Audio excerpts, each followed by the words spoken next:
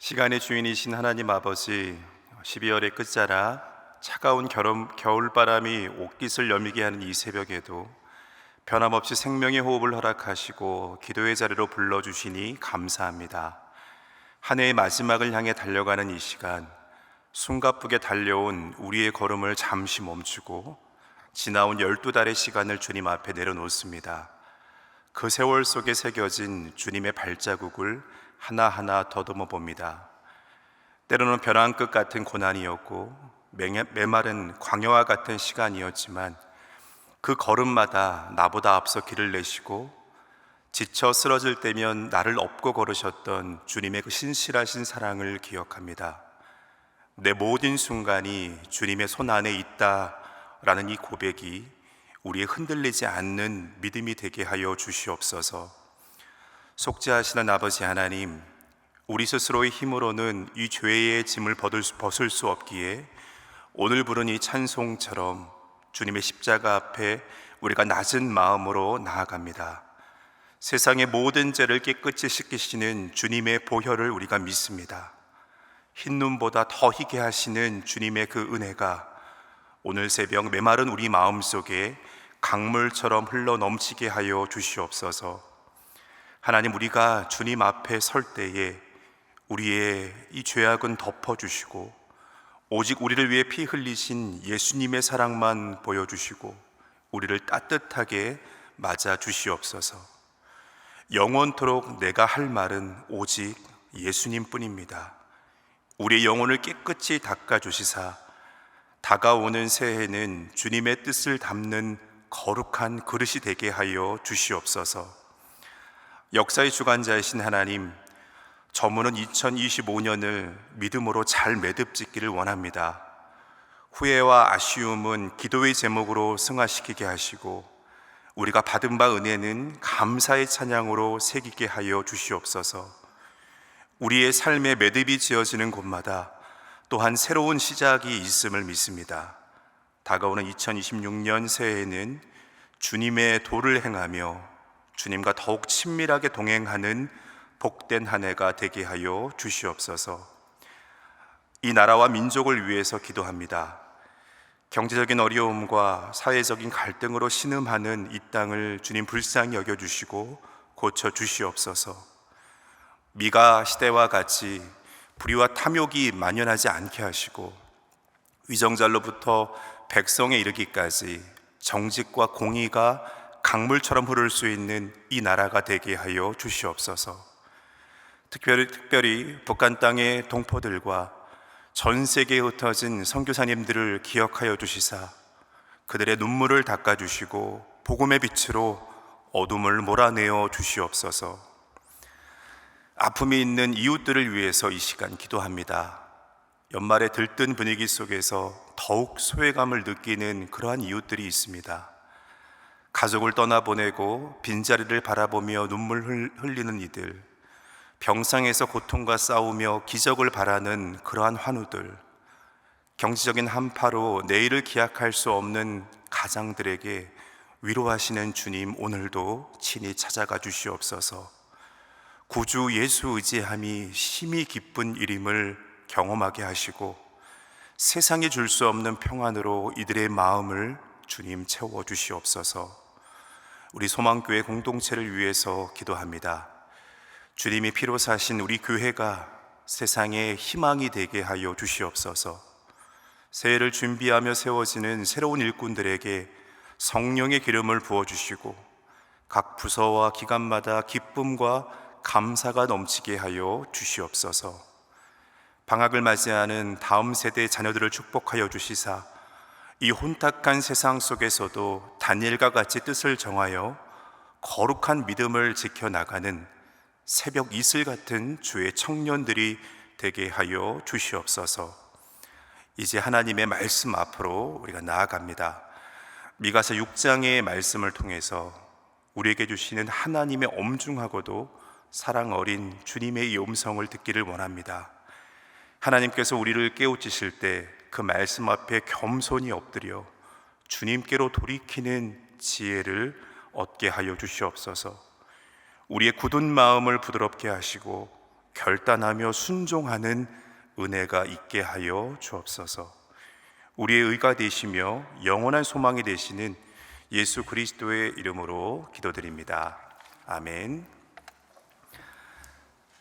네, 오늘 하나님께 주시는 말씀은 미가서 6장 1절에서 16절까지의 말씀입니다.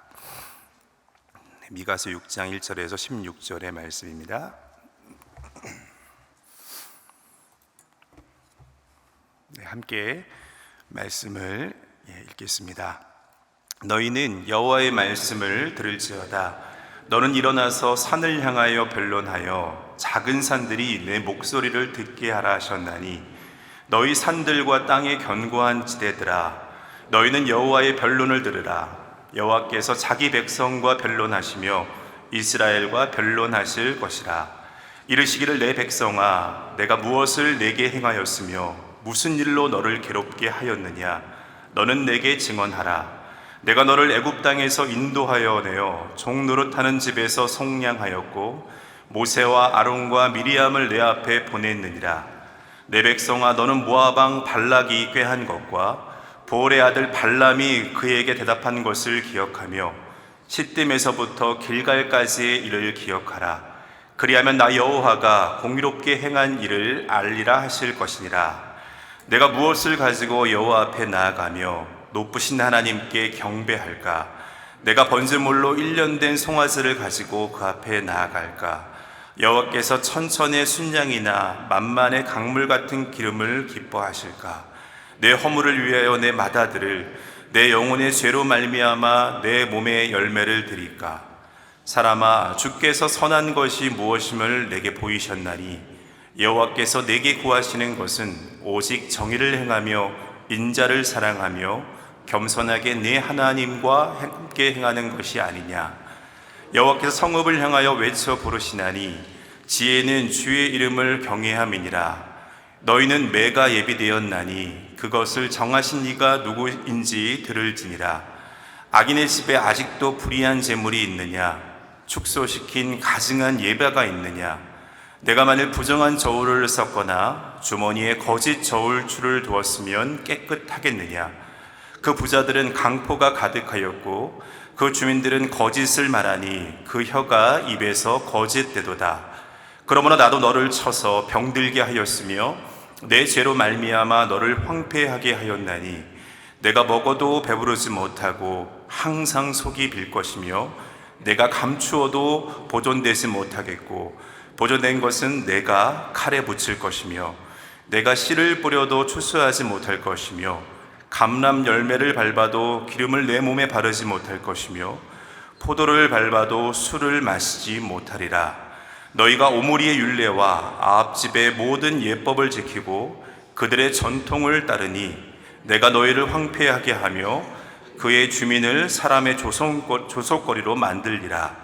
너희가 내 백성의 수욕을 담당하리라. 아멘. 네, 오늘 본문의 말씀은 한편의 재판 장면과 같습니다. 하나님께서 재판 속에 검사가 되시고요, 그 다음에 산과 땅의 기초들이 배심원이 되고 이 피고 이스라엘을 재판장에 부르셨습니다. 그런데 이 재판은요, 피고를 정죄하고 멸망시키려는 것이 목적이 아닙니다. 어떻게든 그 관계를 회복하고 싶어하는 하나님의 절절한 그 변론이 오늘 말씀껏 담겨져 있습니다. 3절을 보면 하나님의 답답함과 안타까움이 우리에게 그대로 느껴지는데요, 우리 3절의 말씀을 함께 읽겠습니다. 이르시기를 내 백성아, 내가 무엇을 내게 행하였으며 무슨 일로 너를 괴롭게 하였느냐. 너는 내게 증언하라. 여기서 이 괴롭게 하다라는 것을 원어로 보면 짐을 지게 하다라는 그런 뜻입니다. 그래서 하나님께서 이렇게 지금 이스라엘 백성에게 말씀하시는 거예요. 사랑하는 백성들아, 내가 너희에게 무슨 무거운 짐을 지게 했기에 지금 너희들이 나를 멀리하느냐. 내 말씀이 그렇게 너희를 지치게 하였느냐. 그렇다면 말해보거라 라면서 하나님께서 이 이스라엘에게, 백성들에게 서운함을 지금 토로하고 계신 것입니다. 때론 우리가 하나님의 말씀이 우리에게 부담으로 느껴질 때가 있습니다. 아마 그것은 우리가 욕망을 거슬러 살아야 한다라는 그 압박감 때문일 것입니다. 하지만 여러분, 하나님이 주시는 이 말씀은 어떻습니까? 이 말씀은 우리가 욕망의 노예로 전락하지 않도록 우리를 지켜주는 그러한 역할을 합니다. 하나님은 우리가 이 과거의 죄악으로 회개하려 할 때마다 우리를 인도하고 우리를 속량하셨던 이 은혜의 복음을 기억하라 라고 애타게 우리에게 말씀하고 있습니다. 우리 4절과 5절의 말씀을 우리 함께 읽겠습니다. 내가 너를 애굽 땅에서 인도하여 내어 종로로 타는 집에서 속량하였고 모세와 아론과 미리암을 내 앞에 보냈니라. 내 백성아, 너는 모압 왕 발락이 꾀한 것과 보올의 아들 발람이 그에게 대답한 것을 기억하며 시딤에서부터 길갈까지의 일을 기억하라. 그리하면 나 여호와가 공의롭게 행한 일을 알리라 하실 것이니라. 하나님께서 이스라엘 백성들에게 끊임없이 강조하시고 반복하는 것, 그것은 하나님께서 이스라엘 백성들을 인도해 내셨고 이들을 속량해 주셨다라는 것입니다. 그런데도 과거로 회개하려 드는 것이 이스라엘 백성들의 모습이었다는 거예요. 그런 백성들을 향해서 하나님께서 지금 애타는 마음으로 간절하게 이들을 향해서 말씀하십니다. 내 백성아, 내 백성아, 내가 너희를 인도하였고 속량하였음을 기억하며 기억하라 라고 말씀하고 있습니다. 주님께서는 저와 여러분들을 아무개가 아니고 내 백성아 라고 저와 여러분들을 불러주신다는 거예요. 여러분, 살다 보면요, 우연인 것 같은 일들이 우리들의 삶에 일어날 수 있습니다. 하지만 하나님이 하신 일을 기억하는 신앙인들의 삶에는 저는 우연은 없다라고 생각을 합니다. 하나하나가 하나님의 인도하심입니다. 이렇게 인도해 내셨고 속량해 주셨음에도 이스라엘 백성들처럼 과거로 회귀하려고 하는 우리를 향해서도 주님은 똑같이 이렇게 우리를 향해서도 말씀하고 계신다는 거예요. 내 백성아, 내 백성아, 내가 인도해 내었고 속량하였음을 오늘 이 시간에도 기억하며 기억하라 라고 저와 여러분들에게도 말씀하고 계신다는 겁니다. 이렇게 하나님의 애타는 변론 앞에서요, 이스라엘 백성들은 비로소 자각을 하고 있습니다. 이스라엘 백성들이 뭐라고 말하고 있냐면, 하나님, 우리가 잘못했습니다. 우리가 무엇을 가지고 나아가야 하나님의 마음이 풀리시겠습니까? 하나님 앞에 송아지를 드릴까요? 천천의 순양이나 또 만만의 기름을 우리가 드릴까요? 이렇게 말하고 있죠. 사실 이들의 고백을 보면 이들의 고백은 참 진지했고요, 마음을 다해서 이들이 다시 하나님을 찾고 있는 것을 우리가 볼 수 있습니다. 그래서 오늘 8절의 말씀은요, 예배를 회복하고자 하는 이스라엘 백성들의 마음을 하나님께서 거절하시는 것이다 라고 저는 생각하지 않습니다. 여러분, 진심을 다한 이들의 예배를 하나님은 기뻐하시죠. 또 가장 귀한 것을 구별하여 드리겠다는 그 마음을 하나님께서는 받으십니다. 그런데 여러분, 왜 8절의 말씀에 하나님께서 여호와께서 구하시는 것에 대해서 재차 강조하시면서 왜 8절에 이렇게 이스라엘 백성들을 향해서 말씀하셨을까요? 그것은 하나님께 예배한다는 것, 그 참 의미를 알려주고 있는 그러한 말씀이다 라고 생각합니다. 여러분, 예배는 잘 아시는 것처럼 하나님께 우리가 감사를 표하는 것입니다. 전심을 다해서 우리의 마음을 드리는 것이고 우리의 가장 귀한 것을 구별해서 내어 드리는 것, 이것이 바로 하나님께서 베풀어 주신 은혜에 감사를 표하는 우리 예배입니다. 하나님께서 출애굽기에서 어떻게 말씀하셨냐면, 빈손으로 내게 나오지 말라라고 출애굽기에서 이런 말씀을 하셨습니다. 여러분, 그렇다고 오해하지 말 것은, 이것은 하나님께서 진정성 있는 우리의 그 마음을 하나님께서 받기를 원하신다라는 그러한 말씀입니다. 여러분, 우리가 드리는 예배는 하나님이 누구신지를 우리에게 분명하게 깨닫게 합니다. 또 하나님께서 저와 여러분들에게 베푸신 은혜를 이 예배를 통해서 기억하게 합니다. 그 하나님 앞에 우리가 마음을 다하여 감사함으로 기쁨으로 나아가는 것이 바로 우리가 드리고 있는 이 예배입니다. 하지만 하나님께 드리는 이 예배는 제의적인 감사나 어떤 행위로만 끝나는 것이 아닙니다. 여러분, 예배는요, 하나님을 우리가 기억하고 하나님께 감사하면서 우리가 다시 우리에게 주신 이 세상으로 파송돼서 하나님의 백성대로 살도록 하는 그 동력이 바로 우리가 드리는 이 예배입니다. 그래서 이 8절에 있는 말씀은요, 이 예배가 회복된 자들, 전심으로 하나님을 예배하고 하나님께서 베푸신 은혜를 기억하며 감사하고 살아가는 그런 하나님의 백성들을 향한 우리 하나님께서 거시고 있는 기대라고 생각합니다. 먼저 하나님께서 무엇을 말씀하고 있습니까? 하나님의 백성들의 정의로움에 대해서 말씀하고 있습니다. 그런데 하나님 말씀하시는 이 정의는 여러분, 행함과 긴밀하게 연결이 되어 있습니다. 정의가 무엇인지를 아는 것에 그치는 것이 아니고 정의를 행하는 것이 중요하다라는 것을 우리에게 가르치고 있습니다. 예전에 어떤 목사님이 설교 중에 말씀하셨던 것이 참 제게 인상 깊이 지금도 남아있는데요, 그분께서 이렇게 말씀하셨습니다. 여러분, 세상이 변화되지 않는다라고 말하기 전에 이 땅에 있는 하나님의 백성들 한 명 한 명이 삶의 자리에서 정의를 실천하면 어떻게 세상이 변화되지 않겠습니까? 라는 그 목사님의 말씀이 지금도 기억에 남습니다. 나 한 명이 무슨 힘이 있을까라고 생각할 수 있지만 이 땅을 살아가는 하나님의 사람들이 결단하고 정의롭게 실천하고 함께 모이면 그 가운데 놀라운 하나님의 능력이 임할 수 있다라는 그런 말씀입니다. 또 오늘 8절 말씀을 보면 정의를 행하며 바로 이어서 뭐가 나와 있냐면 인자를 사랑하며 라고 되어 있죠. 여기서 이 인자를 원어로 보면 헤세드라는 말입니다. 하나님께서 친히 인간을 위해서 낮아지셔서 섬기려고 이 땅에 오심, 바로 이것이 헤세드입니다.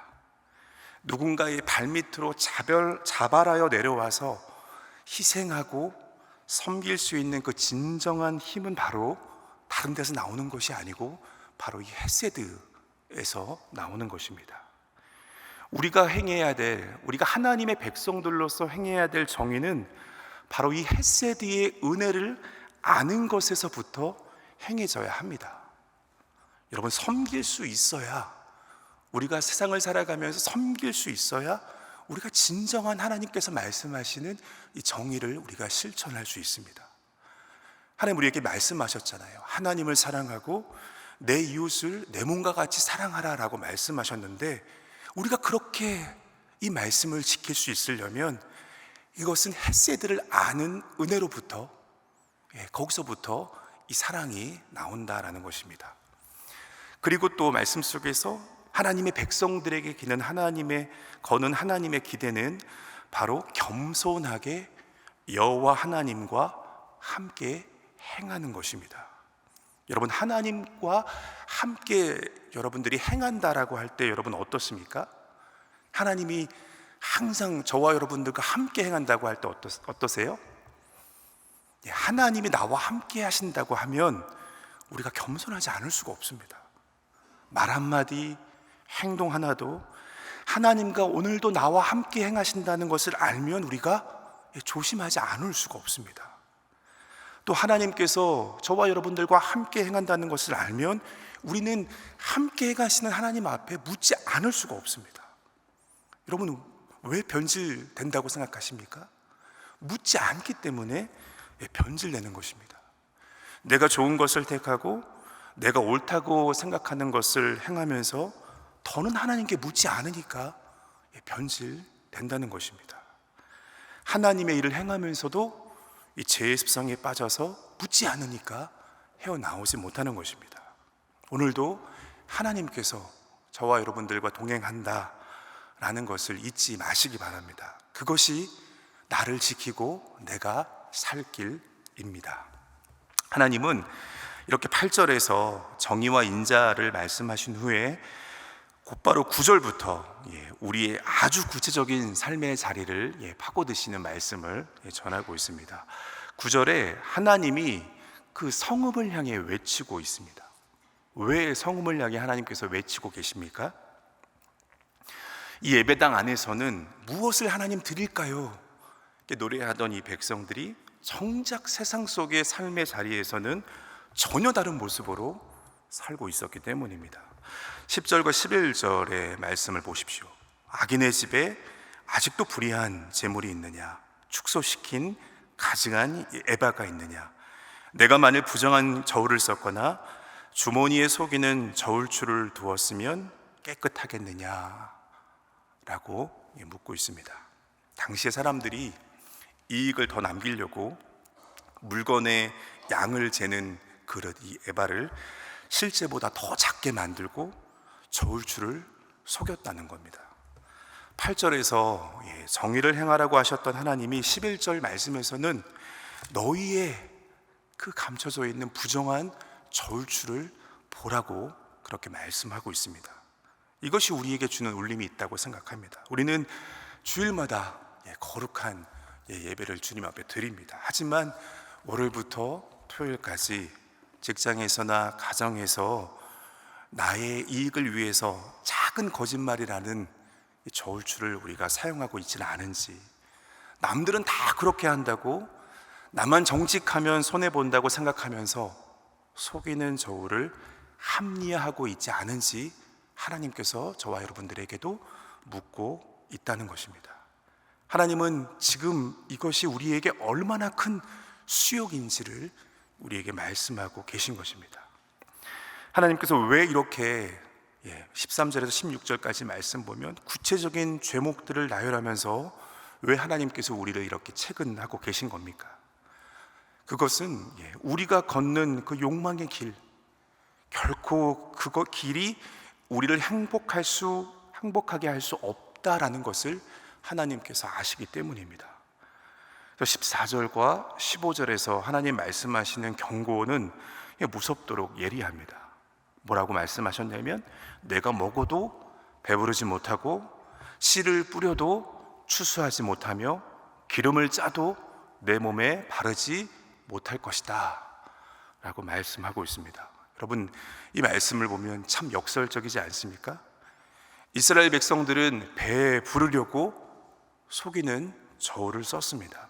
더 많이 소유하고자 이들이 강포를 행했습니다. 그런데 결과는 배부르지 못함이고 남는 것이 없다라는 것입니다. 하나님을 떠나서 내 욕망을 위해서 쌓은 성은 하나님께서 뭐라고 말씀하시냐면 그것은 밑 빠진 독에 물을 붓는 것과 같다라고 말씀하고 있는 겁니다. 하나님 말씀을 짐으로 여기고 그냥 내 방식대로 살면 자유로울 줄 알았는데 오히려 그것이 채워지지 않는 욕망의 노예로 변질시킨다라는 겁니다. 16절의 말씀은 그 이유를 오므리의 율례와 아합 집의 모든 행위를 너희가 지켰기 때문이다 라고 그렇게 말하고 있습니다.